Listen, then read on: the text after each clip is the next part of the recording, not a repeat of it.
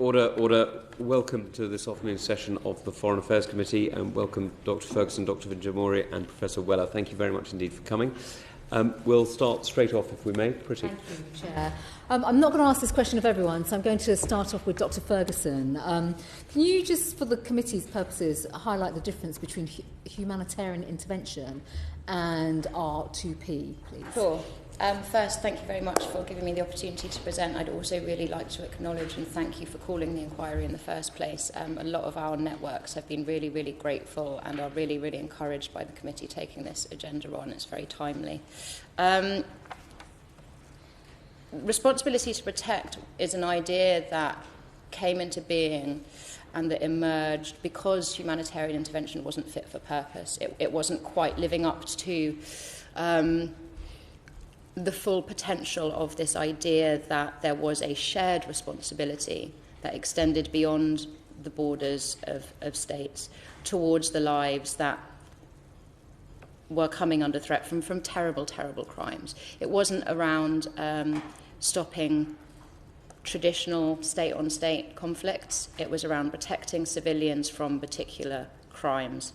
It was born from the lessons of the Holocaust, from that real failure, and also that the United Nations system, which was in part born out of those horrors, and of course the wider conflagration of the Second World War, and that human rights order, that post-45 order, failed to protect nearly 1 million Tutsis in Rwanda in 1994, and it contributed to collective and specifically UN failings in Bosnia. And I think that relationship between humanitarian intervention and the responsibility to protect is very important, because R2P is about 3 principles of responsibility. It is around the responsibility of a state to protect populations, not citizens, populations within its borders. It is the responsibility of other states to help other states uphold that responsibility. And then the third pillar, or the third responsibility, is of the international community in circumstances when states manifestly fail to uphold their own responsibility to protect those people in their borders. That responsibility then falls on the international community. That goes far beyond any of the conceptualizations around international humanitarian intervention. And R2P then became a very important focal point and tool of this agenda to prevent these atrocious crimes, now known as atrocity crimes: genocide, crimes against humanity, serious war crimes, and ethnic cleansing. Thank you. So, I mean, you know, in terms of the actual concept of R2P and the scale of the humanitarian crisis that we still see around the world, I mean, clearly there is a need, there's a gap out there still in terms of what needs to be met in terms of protection. Do either of our other 2 witnesses, I don't know, Professor Weller, Dr. Vinjamori, if you'd like to give a view at all in terms of, you know, whether or not you think the effectiveness is there and whether or not we should be doing more, and highlight any particular examples. Why don't you start? I'll start. I think it's a mixed bag. There's clearly been a lot of movement on the aspect that perhaps gets less attention in the public domain, and that is on prevention. I think one thing that's been very significant in terms of the progress and the positives that have come out of R2P is that on a state-by-state basis, we've seen multiple examples of states developing capacity and initiatives to concentrate on understanding the causes of atrocity crimes, trying to develop a concerted set of indicators so that they can begin to predict when low-level violence might escalate into genocide, ethnic cleansing, war crimes, or crimes against humanity. And this has also happened within the international architecture. So I think that focus on prevention and trying to develop capacity building while still in its early days has taken a very significant step forward. The harder part, of course, is on what tends to get the most focus in the international and the public sphere, which is on Security Council authorizations of the use of force to actually intervene when these crimes have already taken place. And that, of course, is been very limited for all the reasons that we know. And the intervention that we think of most commonly that's gotten the most attention, 2011 UN Security Council authorization to use all necessary means. With respect to the intervention in Libya, I think did a great deal of harm politically and in terms of public perceptions and the perceptions across multiple states that engaging in R2P interventions had not been, in this case, limited to prevention and to stopping ongoing atrocities, but had gone much further. And so that tainted vision that protection was wrapped up in regime change, I think, has led to a step back and a rethinking of where to go with R2P. So can I ask, just really my final question, because there'll be lots of crossover points that come forward. Professor Weller, have international reactions to humanitarian crises significantly shifted or changed since countries have committed to R2P since 2005? And do you feel through your work, and there are many countries, when we look at some of the issues with countries where we've seen suffering, IDPs, people movements, etc., are there any countries that you think have really shown, I don't want to say good grasp, but an effective approach? I think there has been a very significant shift in the understanding of the legitimacy of international action in relation to overwhelming humanitarian emergencies. And R2P is, as it were, one of three peaks of that interest. The other one is the doctrine of protection of civilians, which relates to UN forces in the field. When next to them they see an atrocity, we now have a much more robust understanding that they are entitled to act to preserve the lives of those individuals. Then we have R2P, which was really the answer to the failure to define a common understanding of humanitarian intervention after Kosovo, where we had initially a commission and later the General Assembly, as you said, trying to pressure the Security Council to fulfill the second leg of this triad of action, of modalities of action, to give the Security Council a rationale for acting where a state responsible in the first place to protect its own population and others in its territory fails or is unwilling to do so. The rationale is broader than just focus on the Council, but the General Assembly was careful to explain that this doctrine is meant to be applied through Security Council mandates.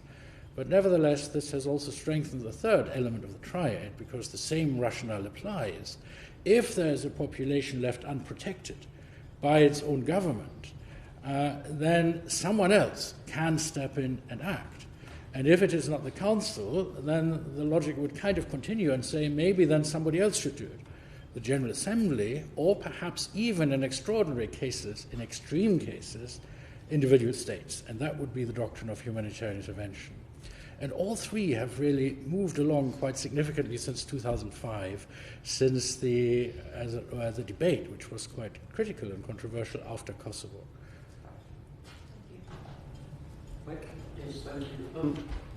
If things have moved on, why hasn't there been intervention in some other conflicts? Yemen, South Sudan, Myanmar.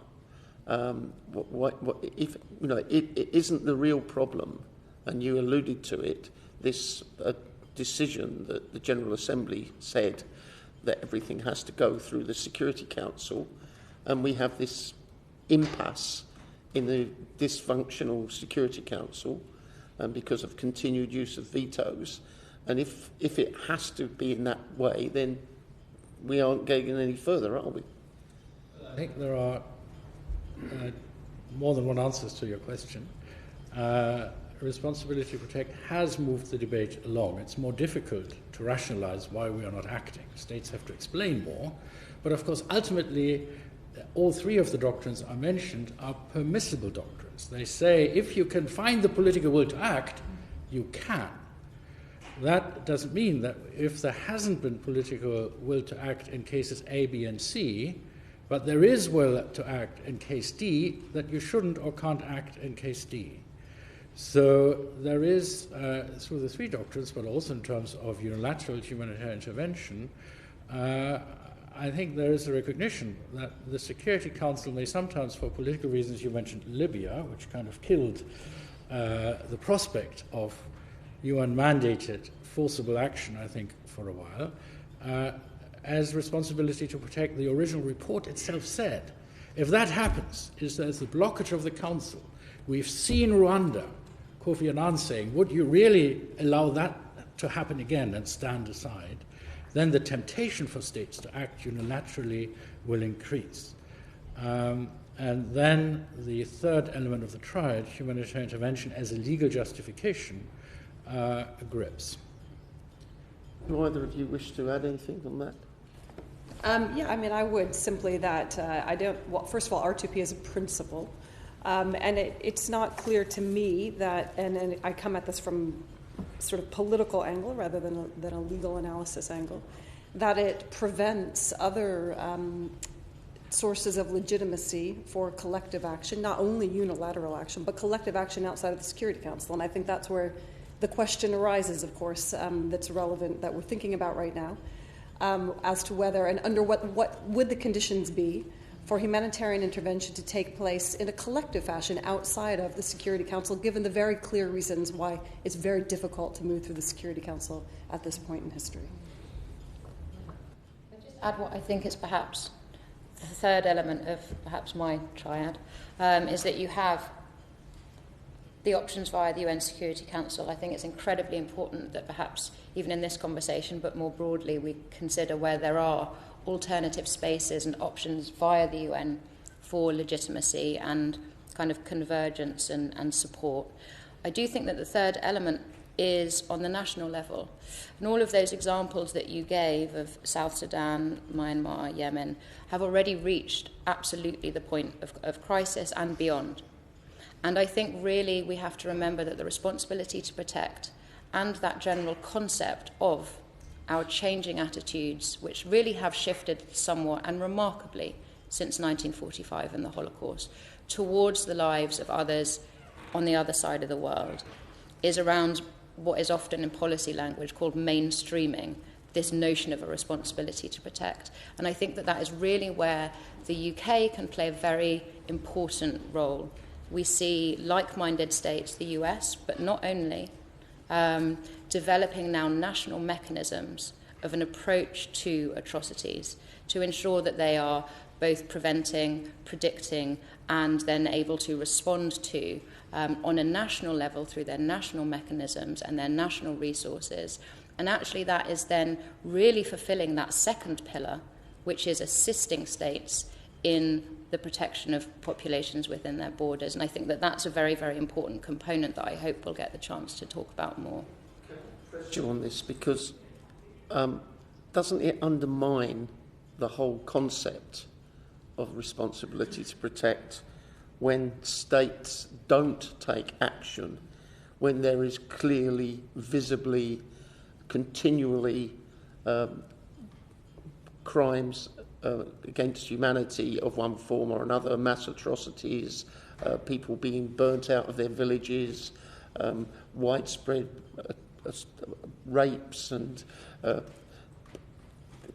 crimes against women and children, and yet powerful countries do nothing. Doesn't that actually undermine and just make many people feel this is just empty words? The instinct to respond and the desire to punish those that we can see committing these appalling atrocities against civilians is entirely understandable. I think the feasibility, though, is something that has to be discussed. The legitimacy and the legality is something to be discussed. But I think that what undermines or what risks undermining that incredibly important historical moment of 2005 is actually the inconsistency which that notion of a responsibility to protect is applied by all member states, but perhaps particularly those that have the veto. And in an extreme end, we have the Russian Federation and their behaviour. However, the UK's responsibility to protect and its commitment to that is also undermined by, perhaps, you say it's undermined when states do nothing. Intervention is a vast concept, and actually at the very sharp end we're talking about military intervention, but there are lots of other ways that states are able to push forward that agenda, and it's around developing the capacity to do so holistically, to ensure that the UK is on every level through all of its mechanisms discharging that responsibility to the greatest extent that it can. And I think that that's where the UK can really, where this conversation holds the biggest opportunity. This committee itself highlighted in its very, very important and I think strong report into the Rakhine violence that there were some real lessons to be learnt there from the Foreign Office and the need to develop an atrocity prevention strategy. The IDC, the International Development Committee, also acknowledged this need. And I think that that's really something that there is a political appetite for, as well as it being something that would enable the UK to better discharge that responsibility. Finally, from me, Dr. We'll bring in a very quick... Oh, sorry, before you... Mike, thank you. Apologies. It's very much to build upon Mr. Gape's point. Do you see, because there is obviously, we're living in a culture right now where we have these, or we see all these global crises taking place, and we see humanitarian atrocities taking place across the very countries that have been spoken about, South Sudan, Yemen in particular, and then of course we've got Syria as well. Do you think there is a blurring of the fact that we are great humanitarian contributors? Certainly from a government perspective as a country, we have our commitment to 0.7% for aid. Do you think there is a blurring now between, our humanitarian support and the whole notion of R2P? Because, is that what's preventing us from actually dealing with some of the difficult points that, Dr. Ferguson, you've made on the politics of actually finding resolutions, outcomes, finding the players and the actors that would work together to end some of these awful conflicts and situations we see? I think we have to remember that R2P as a UN norm is an instrument that helps us, or is part of that toolbox of this agenda of prevention. But I think that you are absolutely right in terms of these agendas blurring. And I would just maybe say three trends that I think are very, very pertinent to absolutely that point. One is that atrocity crimes have been rising year on year since 2012. We're seeing an increase of civilian deaths in conflicts, and that is reversing what everybody thought was a kind of downward trend. Crises are becoming more protracted, and so they're involving this deliberate targeting of civilians. The majority of refugees are fleeing atrocity situations. The second trend, the consequences of climate change, have led to the biggest levels of displaced people since the UN was invented. And the third one is our world is becoming more divided. And I don't know if you saw that Ipsos Mori BBC poll that came out last week that said 3 in 4 people in the world think our world is more divided. So if you think of these trends, you don't have to be the best atrocity prevention analyst to see that these atrocity crimes are going to be the challenge of the next political generation, not just the current one. So I think it's really incumbent that the UK takes this opportunity to consider what a UK strategy on atrocity prevention could look like. And I don't want to speak longer, but I'm very happy to talk more on what that could look like. Jump in very quickly. You mentioned statistics there since 2012 and increases in civilian deaths. Could you please provide afterwards in writing where you got those statistics from? I'd be very interested to have the actual I can. It's also in the opening pages of the Pathways to Peace. So it's a okay. But I will be very happy to provide that for you. Mike, sorry, go on. Final question, and any of you can come in on this.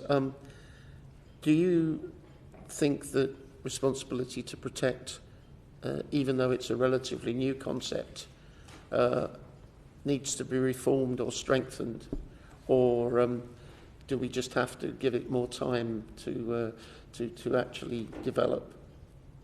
And if so, how should it be reformed or strengthened? I mean, I'll take a quick answer and then turn that to you. I don't think it has to be either or. Responsibility to, first of all, I think responsibility to protect.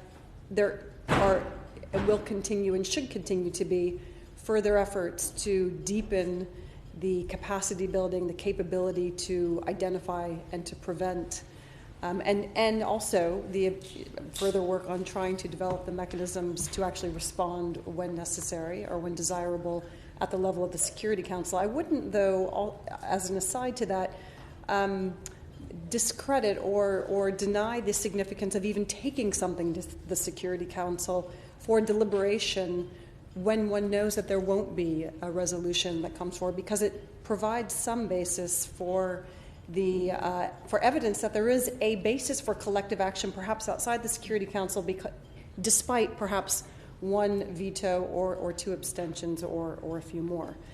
But to your broader question, R2P doesn't need to be exclusive.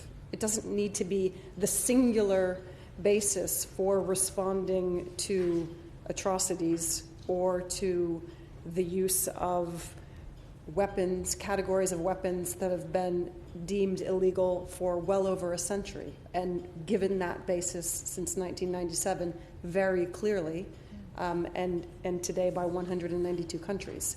So to assume that because R2P doesn't work for a particular instance doesn't mean that we need to dismiss it and disregard it, but it also doesn't need to preclude other bases or other efforts to create norms and conditions for thinking about what would a legitimate and credible basis for intervention look like. I would entirely endorse that thought.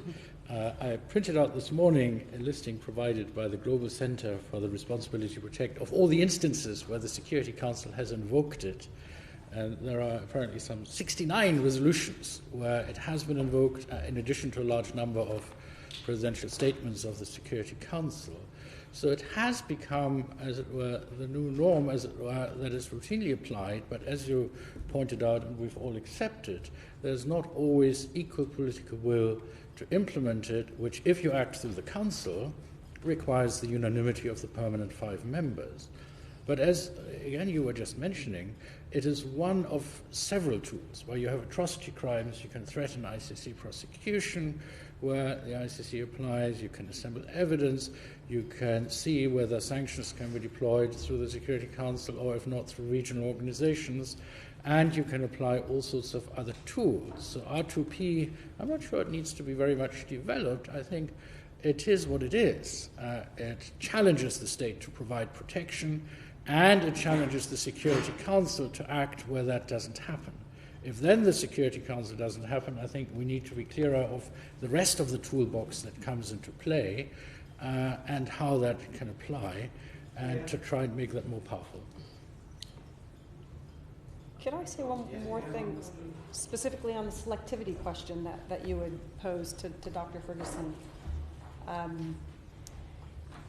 On this question of selectivity and whether or not when one doesn't respond that absolutely undermines R2P, I would just note that sometimes responding can also undermine R2P, to go back to the case of Libya. So it's not responding versus responding that leads to the strengthening of the norm. It's certainly more complex than that. And sometimes not responding, if you then subsequently recognize, or whether if there's a broad consensus that emerges that perhaps it was a collective failure not to respond, can lead to a strengthening of the norm. So I think it's a little, I don't think that selectivity necessarily... Syria in 2012. Perhaps. I think that the failure to respond to effectively, not only with military force, but the broader set of strategies that could have turned the course of that crisis around very early on, has certainly led to many people and many actors across the world feeling like there's more of a need to think much more carefully about what can be done. I just put on the record, thanks to our late colleague Jo Cox, who wrote and spoke so passionately about this case, and her colleagues in crisis action, who I'm sure you will know of, like Nicola Reindorp, who've very much led in this country that campaign. So, Ian. Thank you, Chair. I want to continue this theme on the basis of Syria. And you've already mentioned the role of the UN Security Council.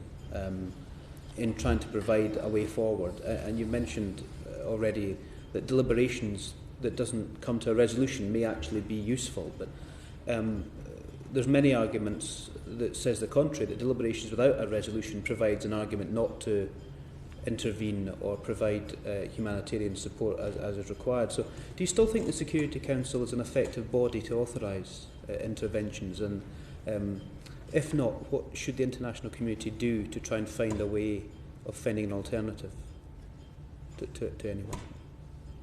If I can start, the Security Council has unable to authorise forcible interventions really since Libya in the terms of coalition operations. It has authorised, under the doctrine of protection of civilians, at times aggressive action of its own UN peacekeeping forces for humanitarian purposes.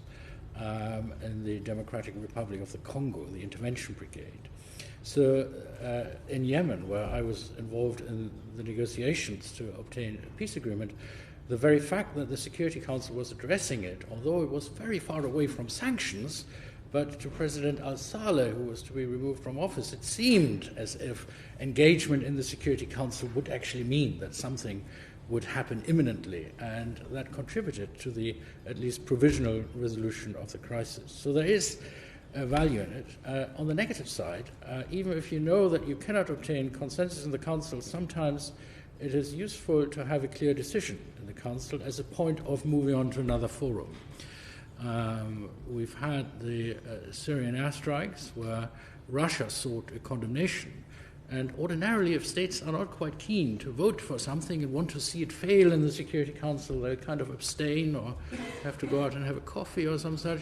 But in this case, 8 states actually positively voted against the condemnation, which could be taken as a kind of legitimizing act almost of the action. So that sometimes also the debate before the airstrikes, which proved that other means were probably not available in this instance, had a certain function, a function Russia was aware of and, in fairness to Russia, complained of, even while that debate was going on.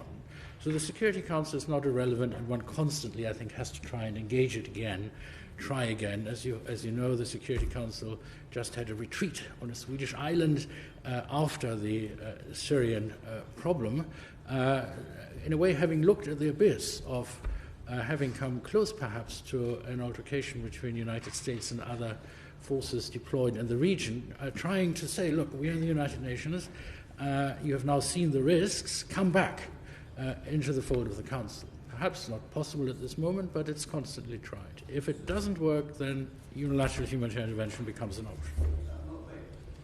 Clear from your answer, though, if you still think the UN Security Council is an effective body to authorise intervention. The short answer, though it won't satisfy you, is it can be where the powers decide to use it. Where they lack the political will to do so, then it can be a tool or mechanism to point still to the need of action. If 14 states declare there's an overwhelming humanitarian emergency, as say we had in Kosovo, they declare it's a threat to the peace, and they identify the 3 or 4 minimal things that have to happen to terminate that instant overwhelming threat to an entire population, that helps the states that then might step in and act to calibrate their action to specifically that which really virtually all on the Council would have perhaps been able to authorize, and therefore to avoid the argument that they're engaging in a use of force for their own purposes. They're doing something which the organized international community seems to have deemed necessary. It wasn't quite willing to take the step of a mandate, but there is some sort of authentic determination that action was necessary and there was no other means. I just quickly Googled UN and humanitarian assistance just to see immediately what comes up as the current stories, and Myanmar's in there, obviously Syria, Yemen, etc., etc. So in the context of all of that, when you see humanitarian crises right across the globe that are continuing and you feel almost to a greater or lesser degree toothless to try and help, do you think the whole context of international law as it currently stands is sort of effective to protect civilian populations? I might take a stab at that from the point of view of somebody who's not an international lawyer, which is I think that you're asking too much, perhaps, because inevitably law enables and it constrains, but it isn't the fundamental driver of state action on questions of intervention in the internal affairs of other states. Which isn't to say that humanitarianism can't be a fundamental driver, but inevitably it's going to be driven by a range of interests. And to go back to Dr. Ferguson's point very early on, an assessment of what's possible and what the likely consequences are. So to just singularly say it's the right thing to do, regardless of whether it makes a situation worse rather than better, whether it invites a pushback by another foreign power, all these things, of course, come into consideration. So I'd be very reluctant to buy into the assumption in the question, which is that law's not doing it, and so therefore law becomes the problem, rather than thinking about law as a tool for creating a set of criteria that can enable positive action when there's political will and when it will do more good than harm. Just pick that a little bit more from you. In the Syria example, in this case, from the answer you've just given, is it the case then that France, America and the UK justified their action through international law rather than using international law to provide the basis for what they did? So it's an interpretation rather than an actual black and white legal case. I think that there are a number of elements that were drawn on differently by each of those three countries, and perhaps that's where I think there's a lot of scope for thinking, how one could arrive at a collective basis for working to respond to the use of chemical weapons in a world where 192 countries have agreed to join a convention that prohibits the use, the storage of chemical weapons. So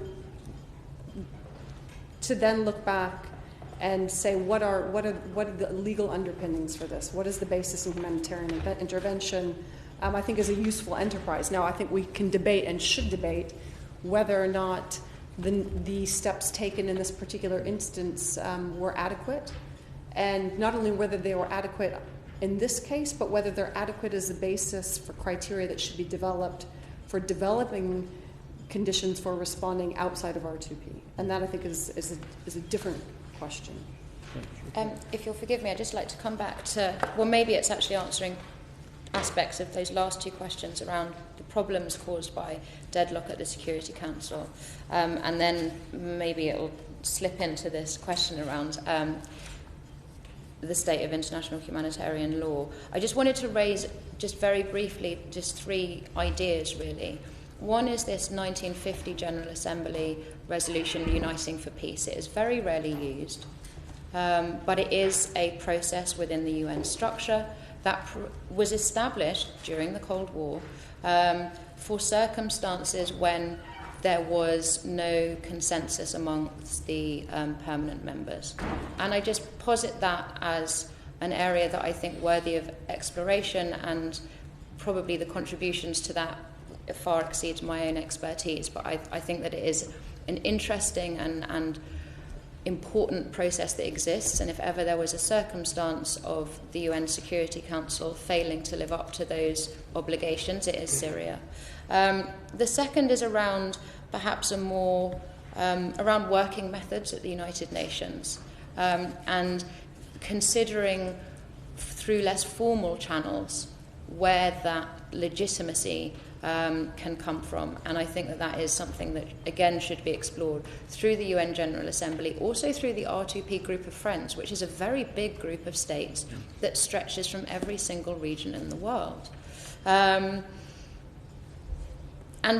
considering how, through dialogue, the United Kingdom, as a leader in this field of both protection and of prevention and development, can lead this conversation. And then the third component of that really is that, of course, any evolution of the United Nations or to international law is a very long-term and hard fought for process. And again, I think that the UK can play a very important role there, but it must, in my opinion, seek to do so multilaterally and collectively as a leader of this global movement, because the responsibility cannot and should not fall on Britain's shoulders alone, but contributing to a global multilateral evolution, and then placing on the other side of that those who are illegitimate and those who are forfeiting their legitimacy by their behaviour are then placed on the other side of the majority.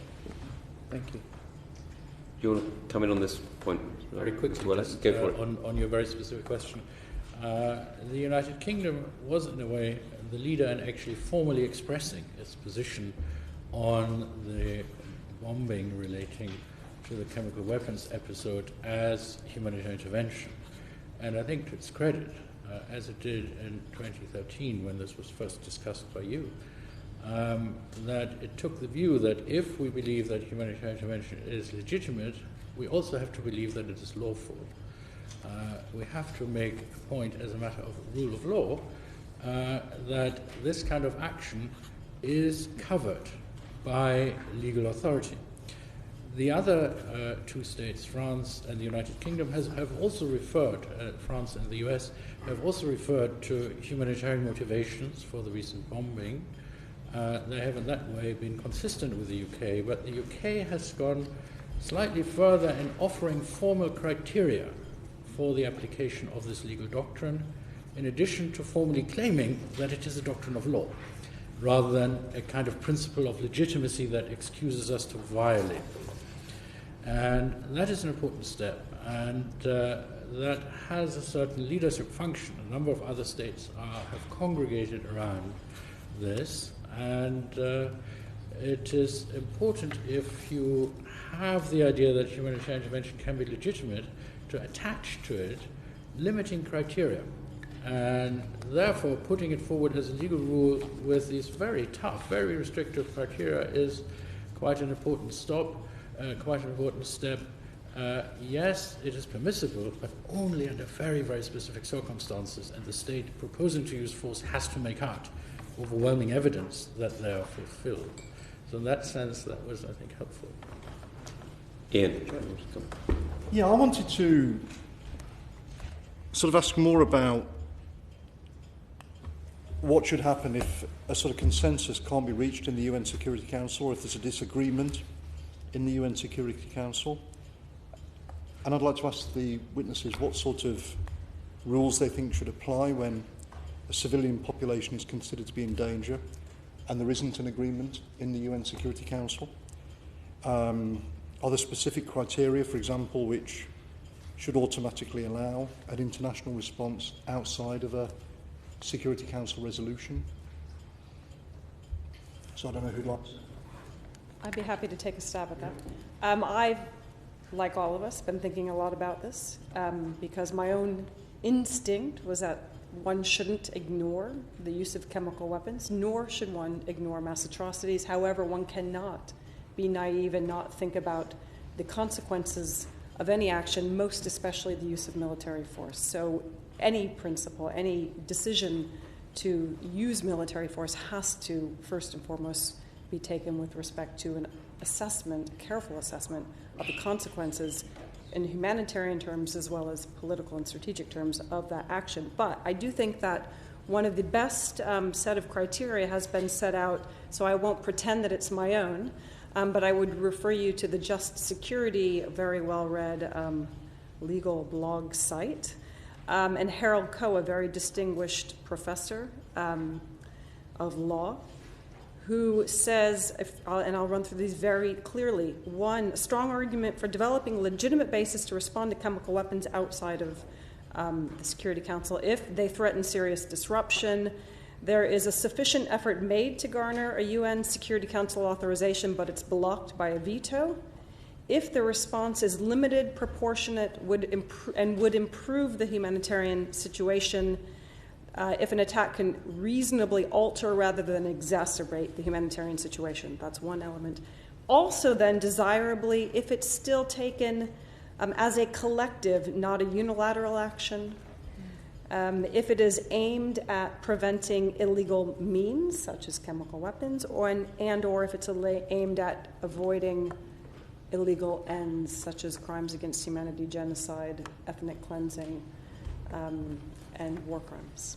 And I think that's a very, very good set of criteria to very seriously deliberate, which goes further than what was offered in the recent response. Yeah. Okay. Royston?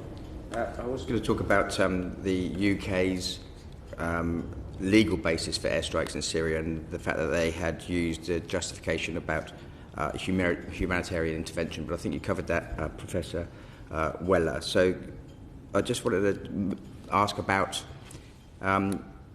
is the fact that neither the UK, the US or France, is the fact that none of them cited the responsibility to protect at the time of the recent intervention, is that an indication that it doesn't carry enough political weight? Is it that it's not seen as the reason to intervene rather than perhaps cite a humanitarian basis? I was just going to say that the responsibility to protect as a framework has to be discharged through the UN Security Council. And so the fact that it wasn't directly invoked by those three powers in unilateral action, which was taken outside of the UN Security Council because the Security Council was compromised, I actually don't think undermines that norm. I think that where there could have been some strengthening is around actually the humanitarian argument itself. Because if we're looking at the motivations and then justifications, take away the legality, because I am not a lawyer, from that action. It has to be about protecting lives and the contribution that any intervention, military or otherwise, makes to that contribution. And so I think where the potential to undermine the perceived legitimacy of that action came from was a lack of transparency about how that decision was made domestically, and the fact that there is no clearly articulated strategy, either specifically for the UK in Syria or for the UK towards atrocities and protecting civilians more generally. And then thirdly, there is a discussion which bears particular pertinence to the UK circumstance of the parliamentary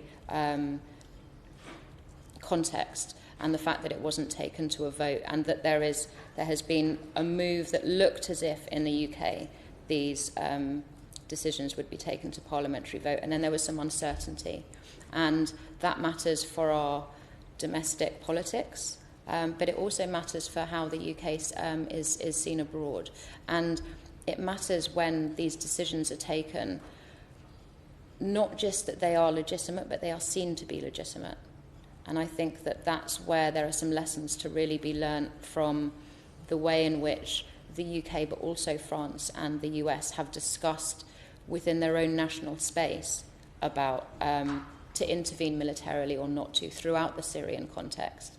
And I think that in the UK, there is an opportunity to really develop some due process during on absolutely the ideas that we've been hearing on by my fellow panellists.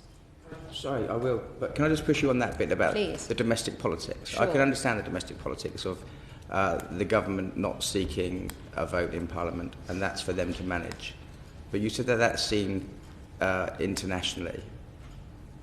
The Americans didn't have to seek a vote, and nor did the French, and nor do the government if they choose not to. It's just become something of a precedent. So how is that seen internationally? I think, and this comes mostly from conversations with networks who work either in and around civilian protection or around the atrocity prevention agenda, or just generally in the kind of that diplomatic sphere, that the decision for unilateral action is a complex one. And actually, as I've already said, the desire to respond and to be seen to punish a regime that has routinely been violating in the most atrocious ways. I mean, I've heard someone talking the other day that they described it as they couldn't imagine a crime that hadn't been committed in Syria by the state against the people. But we also live in a rules-based system, And it must be, I think it is crucial that any action taken with that desire to protect and that objective to protect also doesn't contribute to undermining that rules-based system. So it's not to challenge the validity or even engage in that conversation around whether it was right or wrong to do those specific attacks, but more around due process. And transparency of process and decision-making helps clarify that. And we saw that in the UK from the recommendations of the Chilcot report. And we saw the findings of this committee's inquiry into Libya was around a lack of transparency around information and intelligence that then led to decision-making. And that applies to how governments decide whether to go to Parliament or not in terms of taking military action, but also how they engage with the international community. It was very powerful, that vote at the UN Security Council against the Russian resolution, but perhaps there could have been a resolution taken by the three powers along the same lines, or the opportunity to reach out to members of the R2P group of friends to say, will you publicly come out and support this? So while we provide the capacity as the P3, it has a diplomatic legitimacy. So it's just that kind of tone and contribution that is able to stand against some of that criticism that is routinely levelled at the P3 for taking unilateral action. And then the last component is making sure it's part of a broader strategy, because if it's not consistent, it then is vulnerable to challenges of illegitimacy or to kind of it just being a focus on the military solution and not the humanitarian or diplomatic. Ed, do you think the fact that the UK didn't take a vote made that worse in any way? Because what you're saying really applies to all three through the UN and how it's seen internationally. But the fact that the UK didn't take a vote, do you think that's made that a worse situation? I think the lack of due process and the apparent lack of due process or the lack of transparency about how that decision came about, it created some confusion. I was on and off the phone to the parliamentary office trying to find out what was happening myself. And I think that it goes back to that argument that I think is crucial, that the UK has an opportunity now to articulate an approach to atrocities. And that would mean that when these circumstances arise, actually many members of Parliament and some aspects of government don't find themselves on the back foot. They're prepared. And there is a series of processes and decision-making that go on. I would be very interested, for example, to know the actions and conversations that are focal point for the responsibility to protect was having during those weeks, because at the moment that is the only mechanism that the UK government has specifically around that responsibility, which is a heavy duty indeed. But because that role is not public facing, it's just difficult to know what role that mechanism, which is around how the UK discharges its responsibility to protect populations from atrocities, fed into that decision to then support and participate in the strikes. Mike, the fact that the airstrikes that have just taken place were specifically because of the breach of the Chemical Weapons Convention, and they weren't about the issues of responsibility to protect, and therefore we can't really draw too many lessons from that. And the second point I'd make, and I was one of the people who wrote the Select Committee's report on Libya, we didn't in that report reject the idea of intervention. What we said was that it was badly handled and that they, for example, could have used Tony Blair to get Gaddafi out of Libya, and they didn't take that option up, even though he said he had the channels and he was prepared to do it.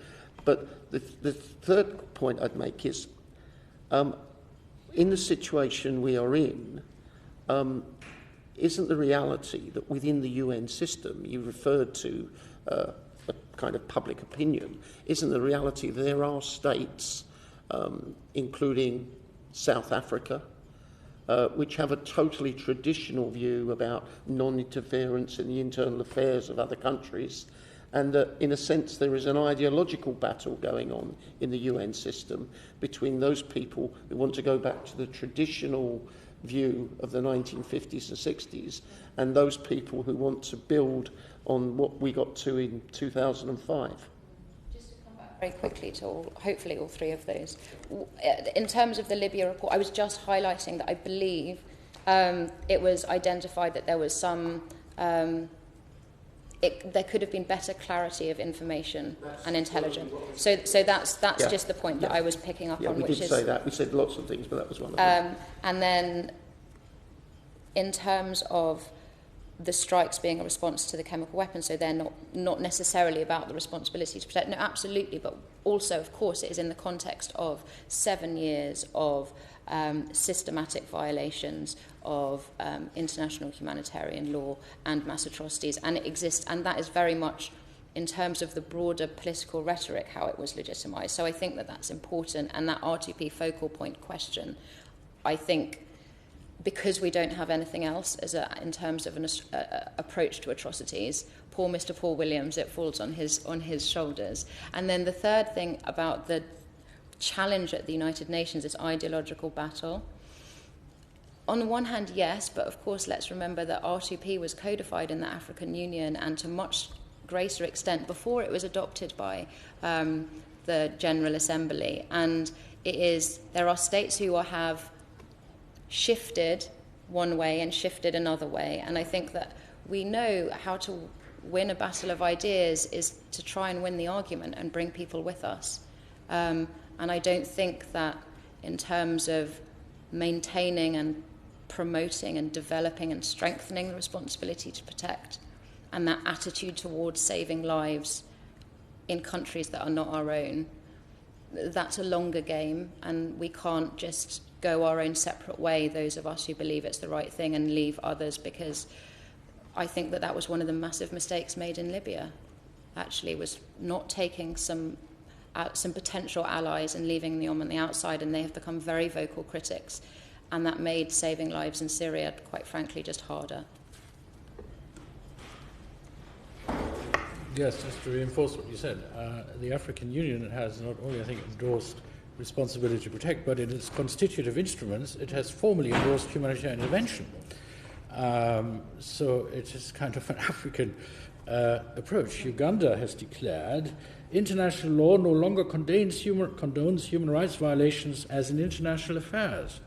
The international community should now openly adopt a definite convention which will permit instant intervention in cases of massive threats to the right to life.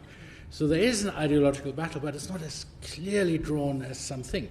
Some states have had experience which lead them to recall that perhaps intervention may be necessary under certain circumstances. The issue of the alternatives. We heard about having the General Assembly replace the Security Council where the Council doesn't act. It's, of course, an idea that is not altogether attractive to the permanent members of the Security Council, such as the UK, because it shifts power and control away from an arena where one has a veto. So it's something which I think some states are thinking about. It's less moving the power to authorize, though, but the General Assembly can fulfill the power of identifying situations where there is an overwhelming humanitarian emergency that cannot be addressed in any other way. So the legal authority wouldn't come from the General Assembly making that determination, but the confirmation that the facts that trigger a right for humanitarian intervention actually exist could come from the Assembly. It's perhaps a subtle distinction for the lawyers. Then we have regional organizations. Can they be deployed perhaps more like we heard in relation to the African Union? There's the French proposal that states should refrain from using the veto when there is a credible allegation of genocide, which I would have thought is quite an impressive idea, but again, it hasn't quite gained traction as yet. And while those campaigns are fought, I think there is room for trying to build more support for the emergency last resort doctrine of humanitarian intervention, which has gained ground quite considerably, provided it is applied with clarity. And that relates to my final point. Again, you mentioned it. Was the recent bombing an action to enforce the Chemical Weapons Convention? And clearly the answer, from the perspective at least of the UK, is no. There is no international right to enforce treaty obligations of other states. The key factor is that we have an overwhelming humanitarian emergency. And the fact that chemical weapons were used is a particularly clear identifier that a population is now at threat. Very point. Chemical weapons, and therefore the Chemical Weapons Treaty, sits almost unique in international treaties in the sense that its violation is very particular. Should there be a separate legal doctrine that allows intervention on the basis of the violation of the Chemical Weapons Convention? My personal sense is possibly, but the answer is there isn't as yet. Instead, you have to demonstrate that chemical weapons in a conflict that affects mainly civilians, like Syria, will particularly affect them because civilians do not have armored vehicles that are sealed from the effects of chemical weapons. They don't have gas masks and chemical weapons suits. So if a government uses chemical weapons on civilian concentrations, this is a particular strong indication that there is a significant widespread attack going on aimed particularly at a civilian population, and that would be one of the trigger points for humanitarian intervention.